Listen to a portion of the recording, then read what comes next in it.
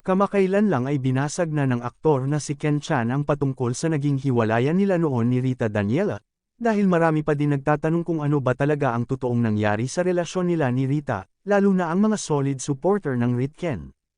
Maliban sa revelasyon ng dahilan ng kanilang hiwalayan ay ang kawalan daw ng oras nila sa isa't isa, ay ang revelasyon tungkol sa napabalitang namuong relasyon sa pagitan ni Ken at ng kapuso aktres na si Jillian Ward na naging talk of the town. Matagal na kasing usap-usapan sa loob o labas ng showbiz, magmula nang magkasama ang dalawa para sa taping ng Abot Kamay na Pangarap ay unti-unti na umano nahulog ang loob ni Ken kay Jillian dahilan daw para magkaroon ng rason si Ken para tuluyan tapusin na ang kanilang relasyon.